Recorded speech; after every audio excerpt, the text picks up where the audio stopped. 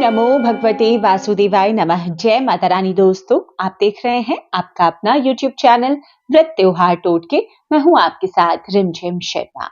दोस्तों, आज इस वीडियो में मैं आपके साथ मार्गशीर्ष मास के शुक्ल पक्ष की एकादशी, जिसे हम मोक्षदा एकादशी कहते हैं, उसके बारे में संपूर्णता से सभी जानकारियां देने जा रही हूं।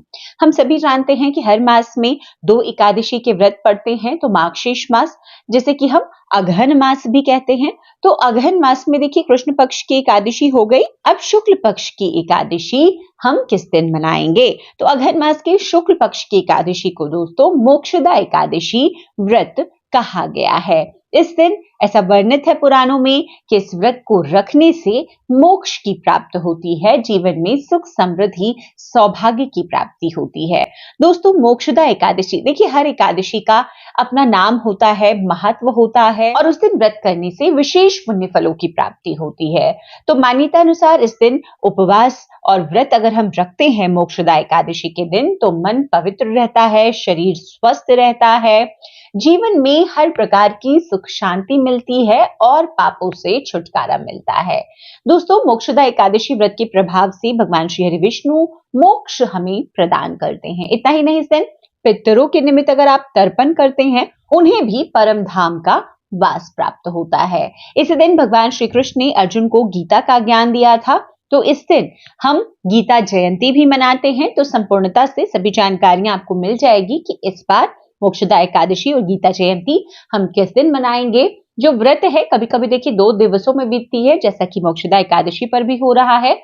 तो हमें मतलब गृहस्थ जनों को किस दिन रखना चाहिए, वैष्णव जन व्रत किस दिन रखेंगे, व्रत में जो पूजा का शुभ मुहूर्त है वो क्या होगा, पारण करने का शुभ समय बहुत महत्व रखता है। तो पारण आप किस शुभ मुहूर्त में करेंगे। मोक्षदा एकादशी के दिन भी अन्य एकादशी व्रतों की तरह पूजा विधि क्या खास होगी, और इस दिन भगवान श्री हरि विष्णु, माता लक्ष्मी, पितरों को प्रसन्न करने के लिए हमें क्या वो उपाय हैं, क्या वो कार्य हैं जो जरूर कर लेना चाहिए। तो दोस्तों, ये समस्त जानकारियां आपको इस एक वीडियो में प्राप्त होने जा रही है। तो संपूर्णता से इन सभी जानकारियों के लिए वीडियो को अंत तक जरूर देखिए। दोस्तों, साल में देखिए वैसे तो 24 और अधिक मास इस बार लगा है, तो 26 एकादशी के व्रत होंगे, लेकिन जो अगहन मास की एकादशी शुक्ल पक्ष की होती है उसका अपना एक विशेष महत्व है, क्योंकि हर एकादशी अपना महत्व रखती है। तो देखिए, सबसे पहले हम जान लेते हैं कि मोक्षदा एकादशी का व्रत किस दिन करना चाहिए, तिथि कब से कब तक बीत रही है और हमें व्रत किस दिन धारण करना चाहिए। देखिए, मोक्षदा एकादशी का व्रत जो गृहस्थ लोग हैं वो करेंगे 22 दिसंबर को, शुक्रवार का ये दिन है।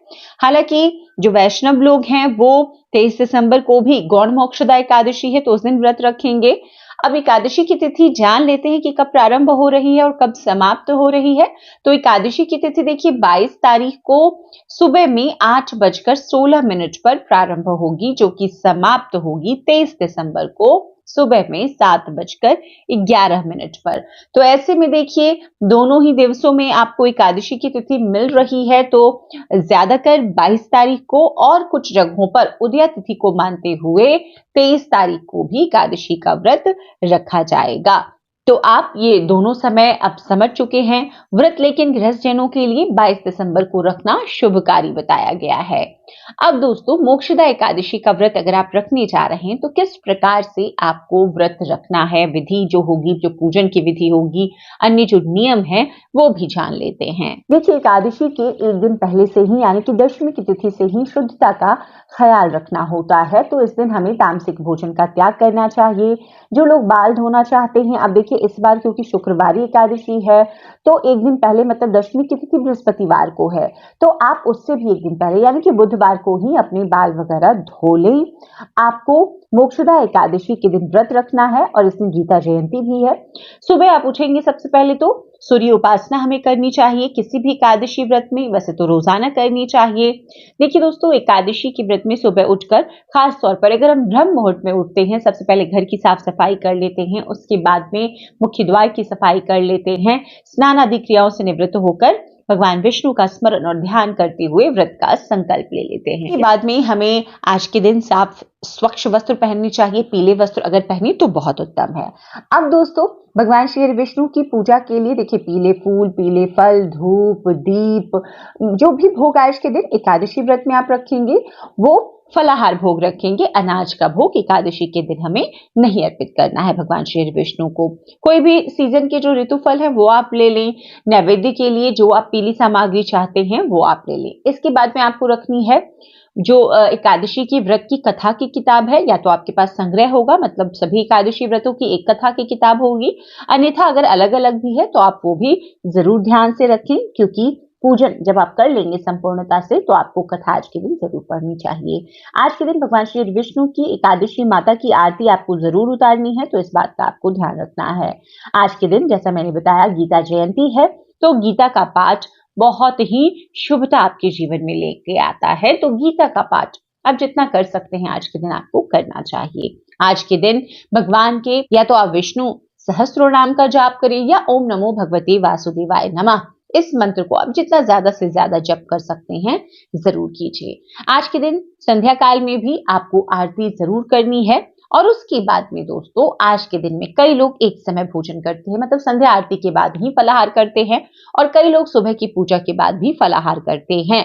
तो जैसा आपका शरीर साथ दे उसी हिसाब से करना चाहिए। एकादशी के व्रतों में जो साल की सभी एकादशी व्रत करते हैं या 12 भी करते हैं, उनमें से कई लोग ऐसे जो हैं एक समय भोजन भी ग्रहण करते हैं, तो इसमें भी कोई दिक्कत नहीं है।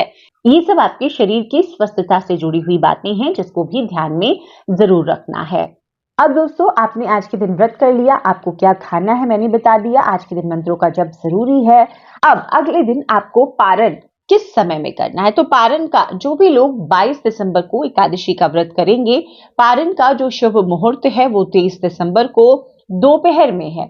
दोपहर में 1:22 से 3:26, तो इस समय आपको पारण करना चाहिए। अब जो लोग 23 तारीख को करेंगे उनके लिए पारण का समय 24 दिसंबर को है, सुबह में 7:11 से 9:15 तक। तो दोस्तों इस प्रकार से आपको मोक्षदा एकादशी का व्रत धारण करना है।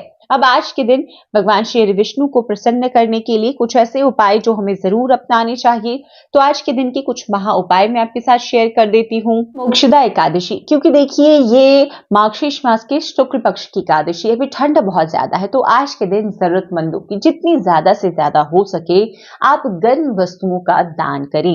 इससे भगवान श्री विष्णु प्रसन्न होते हैं, माता लक्ष्मी की कृपा भी हम पर बरसती है। मोक्षदा एकादशी के दिन गर्म चीजों का दान, जैसे कि कंबल है या खाने में कुछ ऐसी चीजें आप कर सकते हैं दान में, वस्त्रों का दान करें, बिछावन का दान करें, आपको जरूर करना चाहिए।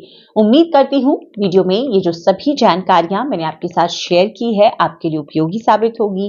वीडियो अगर पसंद आया हो तो लाइक जरूर कीजिए। चैनल पर पहली बार आए हैं तो यहाँ पर आपको आने वाले सभी व्रत त्योहारों की जानकारियां संपूर्णता से प्राप्त हो जाएगी, तो चैनल को सब्सक्राइब भी जरूर कर लें। वीडियो देखने के लिए बहुत बहुत शुक्रिया। जय माता रानी, हर हर महादेव।